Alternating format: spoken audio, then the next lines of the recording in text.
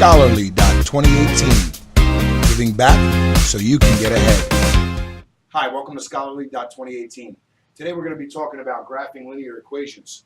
We're going to go over a couple key points and get you familiarized with the coordinate plane and the quadrants and the intercepts. And we're going to break down the coordinate plane so that we have a better visual of what a coordinate plane is, and we can see things more clearly when we're going into graphing and creating graphs and taking our information and creating equations from graphs and vice versa, putting graphs into equations. Then we're going to get into our intercepts, and we'll talk about a little bit what our intercepts are. We'll draw a couple lines and show us how our intercepts roll into our equations of slope. Okay, and then we'll get into introduction to slope, and we're going to get pretty brief when it comes to our slope introduction in this video. The next video, however, we'll take some of the language that we learned in our introduction to slope, and we'll go into a deeper and more broad introduction of slope in that video. All right, so first, right here we have our coordinate plane. And I want to describe what a coordinate plane is. You know, there's an x-axis that moves horizontally. Okay, we'll write that over here. X-axis is horizontal, right? All right? And then we have a y-axis that moves vertically. All right? So these are two things we want to remember. We want to keep that in our brain. We always have it there for reference. Okay, so our x-axis is horizontal, our y-axis is vertical. All right, this is our x-axis and this is our y-axis. What these are is basically just number lines.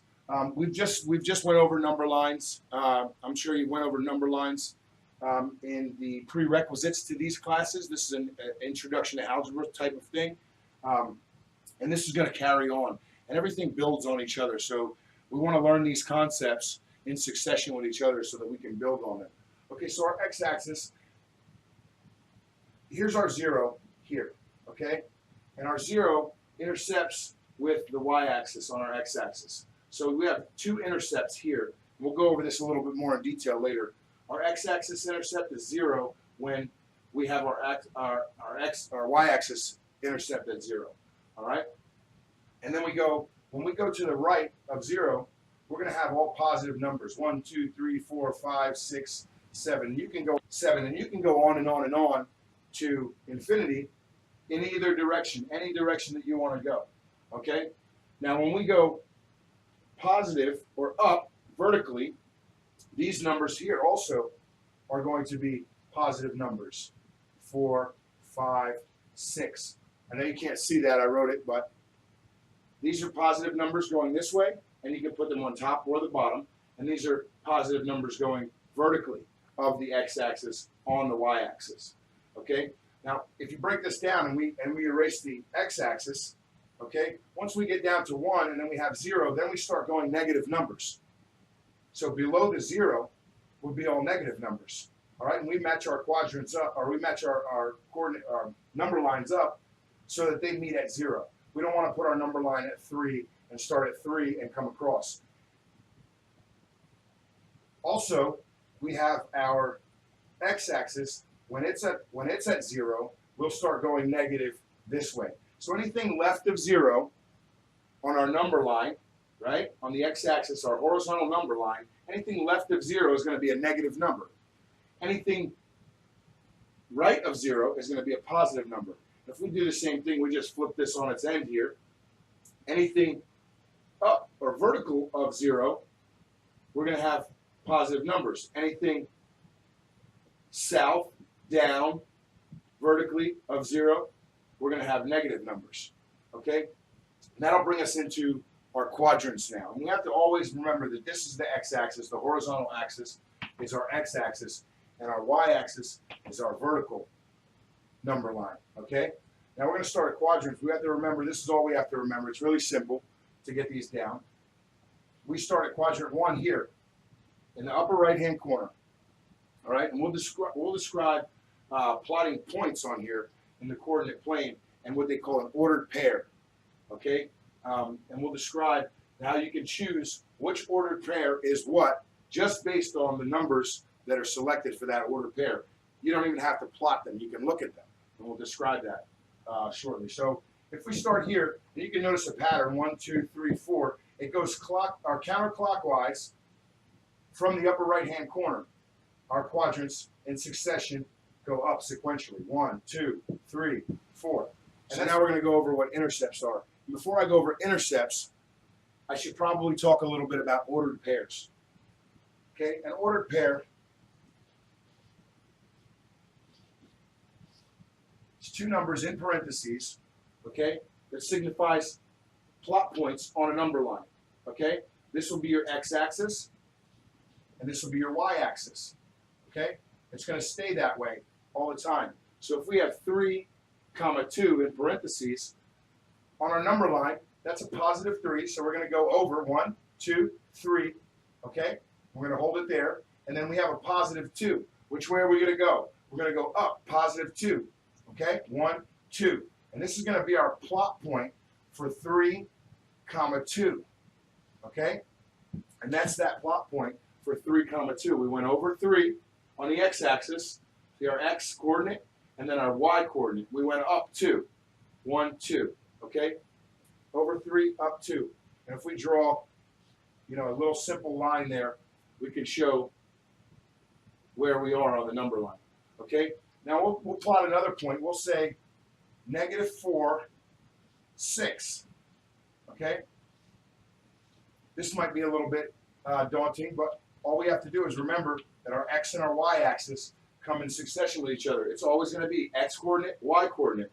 So if we have a -4 on our x-axis, that's going to be left of 0, right? It's a negative number. Remember from simple number lines. So we're going to go, here's 0. We're going to go 1, 2, 3, 4 negative, okay?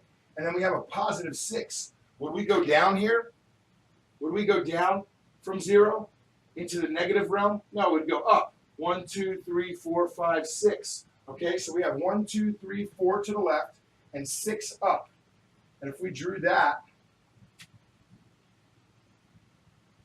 that's what our plot point would look like, okay, for our -4, 6 coordinate, okay? And these are what are called ordered pairs. And we need these ordered pairs if we were to connect these two lines, and we only need 2 points to make a line, so always remember that. If we were to connect, I dropped my ruler. If we were to connect these two lines here, okay, our line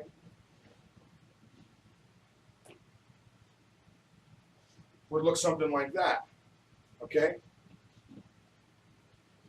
Now, I'm going to talk about intercepts here, okay? We want to know, there's two intercepts. There's an x-intercept and there's a y-intercept. We want to know we'll start with our y-intercept, just because it's on the board right now, and then we'll draw the rest of the line to go into our x-intercept. We want to know in our y-intercept where that line touches the y-axis. So if we're looking at this line here, okay, and I think you can see it. You can see it. I'll make it a little darker for you, and I'll draw it in a different color so that we can highlight it a little bit. We want to know where our line intersects the line of our number line of our y-axis, okay? And that's right here. And we'll just say this isn't the correct math because we haven't worked out the math. We can draw it on coordinate planes, but if we're not drawing properly, we might miss something, and we might miss, tens of thousands, or we might miss a 30-second. So we have to do the math on paper. It has to be written out rather than just drawing from a number line, okay? So our y-axis, we're looking for our y-intercept. That's when y equals 0. When our coordinate our x coordinate equals 0. And it may get a little confusing, but we have to understand what's going on in the graph, okay? Our line is passing through y, okay? So our y-intercept, where it passes through y has to be 0. in order for it to pass through y, you cannot move in any direction on the x-axis. You only have to have a y-coordinate. So our y-intercept, remember that, and I'll write it down for you. Our y-intercept is when x, the x-coordinate, equals 0. So here we start, and remember, we're going to start in succession, x, y. So we're going to start at 0, okay? We're not going to move, okay? So we have our 0 here as our x-coordinate, all right, in our ordered pair. And then we need to find our y-coordinate. And we're looking for a y-intercept. Where does this line intersect the y-axis? Well, it's right here at we'll say 3.5, okay? We'll say 3.5, all right? That looks roughly 3.5. All right, so that would be our y-intercept, where our line, and we'll abbreviate it here by saying dash int, okay? And this will be our y-intercept equals, and how you would write it down, y-intercept equals parentheses 0, comma, 3.5, parentheses, okay? Again, our y-intercept is where our line intersects or intercepts, either or, but it's a y-intercept. It's where our y-intercept intercepts the y-axis. Or sorry, our x, it's where our x-coordinate intercepts the y-axis. Okay? It's not very difficult to grasp. Now, we're going to talk about our x-axis. Our y-axis and our x-intercept. Okay? And we'll write that over here. X-intercept. Right? X-intercept. We'll put an equal sign. We'll put our parentheses. All right? Just so we're setting up everything. And we want to make x and y. So this is where now you can kind of see. I'm going to let you guys do it. Our x-intercept is where y is going to equal 0. Okay? Y is going to equal 0. That means we're not going to move up or down any. It's where it's going to intersect the x-axis. Okay? We don't have the line fully drawn here, so we're going to continue this line on. Okay? And we continue that line on. And again, these are rough estimates because we haven't done the math yet. And I'm going to show you how to do the math on paper so you can get the exact number. And then you can plot these according to. And you can check your work and check your graph and make sure your graph is correct before moving on. Okay, so our x-intercept is where y is going to equal 0, right? And we'll show you why that's going to happen. Y equals 0 is our x-intercept, okay? So we can go ahead and plug y in here, right? Can we not? Y is going to equal 0 for our x-intercept. So we'll come over here to the number line, and we'll see, oh, there it is. That looks like 7/8, something like that. If my graph was correct in the measurements, okay, we would be there. So we'll just say it's 7/8 for this purpose. We're not going to do the math. We're just showing a demonstration of how these operations work, okay? So y is going to equal 0. We're not going to move up, but we have to do x first. 1, 2, 3, 4, 5, 6. It's a positive number, right, where we're at. So we're going to say, okay, this is 7/8, 5 7/8, and then we're already done. There it is, 5 7/8. Okay, 5 7/8, and I'm 100% sure that these answers, if we work them out, they're going to be wrong. I'm 100% sure because this line is going to be true. Okay, however, these spaces, these measurements in between, are not true. I didn't measure them out. I just put them on there, just drew them as close as I could. So this could be very well be 6, and that could be very well be 4 or 3 or even a fraction as we had 3.5. So we have 5 7/8 and 0. Now, if we were given the x-intercept, okay, and we were given 5 7/8 and 0 at our x-intercept, we could go right over to the graph and we could say, okay, we need to go 5 7/8 over and none up. There we have it right there. There's our point. And we can label that our x-intercept. Okay? X-intercept is when y equals 0. All right, so now we'll go over some of the characteristics of the quadrants, and this is a good reference to have. You'll have a couple questions on them. You should draw this out. What I like to do is I like to draw it out on a notebook or draw it out on a piece of paper and tack that paper somewhere or leave it in my notes that I can easily flip back to certain things like this. So quadrant 1, when we're talking about the coordinates, there'll be a question, or a couple questions, a few questions, asking you what quadrant. They'll ask you to figure out a problem, and then ask you what quadrant the plotted point is, or that ordered pair. Okay, an easy thing to remember is where you're at. So if you're in quadrant 1, you're going to have a positive number and a positive number in your x and your y. Okay, if we move over to quadrant 2, you're going to have a negative number in x and a positive number in your y. So let's look at this a little bit. We have a positive and a positive. Well, if we have any coordinate in this plane going on to infinity, okay, and beyond, if we have any coordinate in that plane, we're going to go on our x-axis a positive number, and then we're going to go a positive number on our y-axis up, right? Any coordinate. We can stay here at 0, and we can go up, and it's still going to be in our quadrant 1, okay? Same thing goes for all of these other quadrants.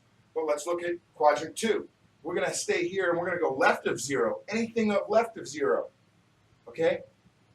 Negative 1, 2, 3, 4, 5, and then we're going to go up. So we're staying above our original x-axis number line, okay, in this quadrant. So we're going to have a negative number here and a positive number up. We're going left and we're going up. We're staying in this quadrant. Left is negative, up positive, okay? We're going to go down here to quadrant 3. It's going to be a little bit of the same thing. We're going to go left, but in this case, we're going to go down into our negative values, okay? So we're going to have 2 negative in the x and the y, okay, coordinates, plot points and coordinates, yes. So over here in our quadrant 4, now we're going to flip everything around, okay? And this quadrant 4 is opposite than 2, and 1 is opposite than 3, and that makes kind of sense. All right. So we're going to look at our x coordinate first. We're going to go here, and then we're going to be down. Okay, we're going to come down below the x-axis, and anything over here is going to be a positive number followed by a negative y, or a negative number for the y coordinate. Okay, and that's a simple thing that we need to remember. I'll leave that up there for a second. You can. All right, now we're going to work on the introduction to slope. So what slope is on a graph is we're trying to determine the slope or the gradient of this line. How fast is it rising, okay, over the distance it's running? So let's think about that.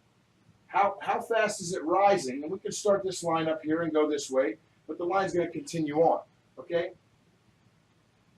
We want to know how fast it's rising over the distance that it's traveling. Okay, so let's write that. Let's write that and make sure that it makes sense. Slope equals how fast it's rising, okay, so we'll put that as rise, over the distance that it's going. So we can say the run, okay? And that's all slope is, the rise over run. How fast it's rising, not fast, but how much it's rising over the distance it's creating. The rise over the run, okay? So we have the rise over the run. And this line looks like it's rising. Well, we don't know. We have to find out, okay? We can see two things. We went over x-intercepts and y-intercepts. We know some points on this graph, don't we? We can find some points right away on this graph. We know our y-intercept and our x-intercept because they're both intersecting that axis, right?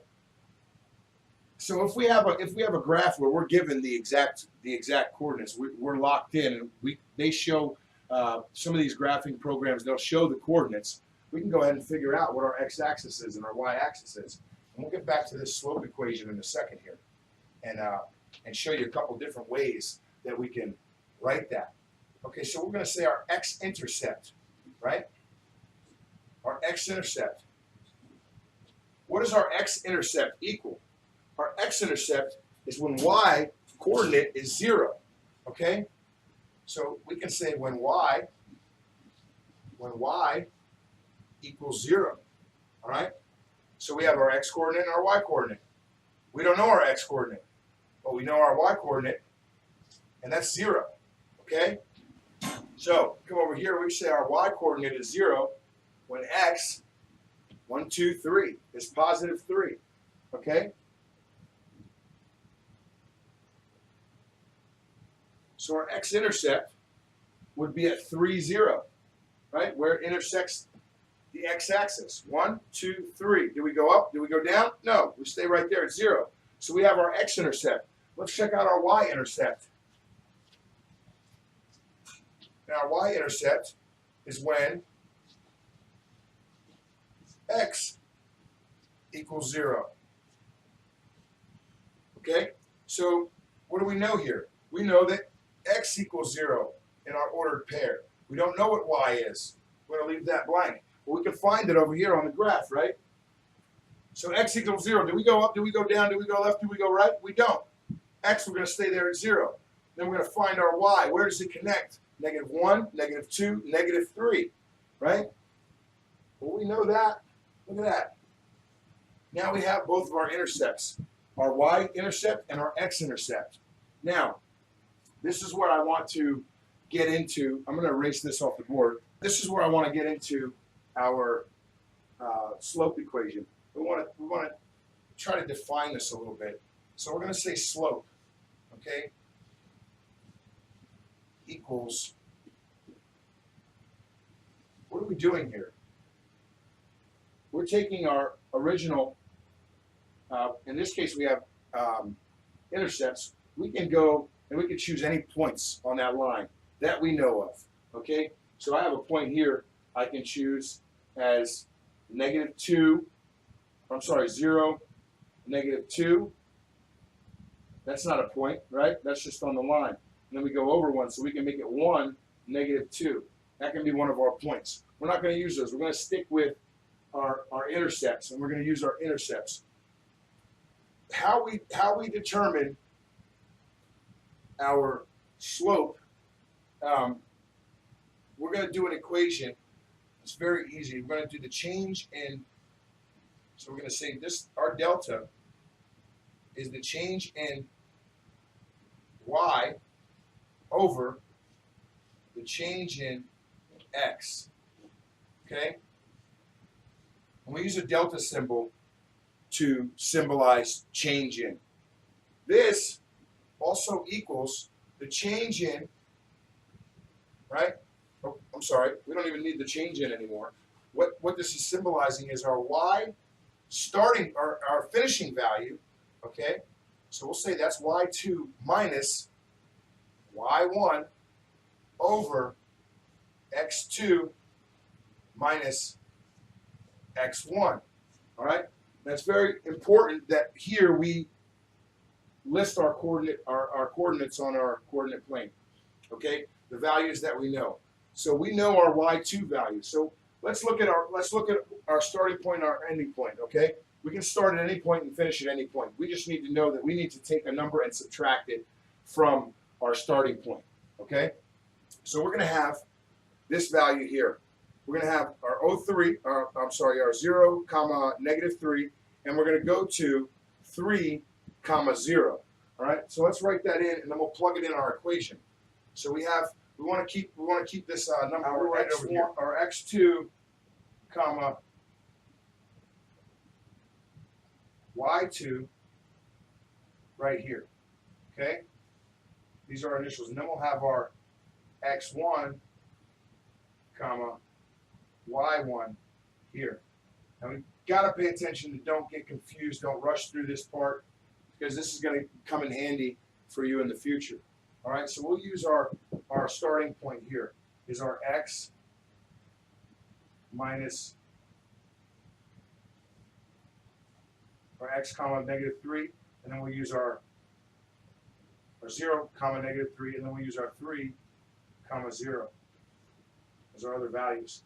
Now we're going to take these values. This isn't the way I like to set it up. I like to set it up horizontally sometimes, or I like to bring this below these so that I keep these values in succession with each other. I know that this is my, that these values stay with these and these stay with these, because over here it gets a little wonky when we try to plug it into the equation. Okay, so we know that slope equals, okay, we're going to take our y2 value, right? That's our -3, and we're going to subtract our y1 value, okay? So -3 minus, what is our y1 value? Anybody? 0, okay? And we're going to draw a line. And that's gonna bring us to our x2 value, 0,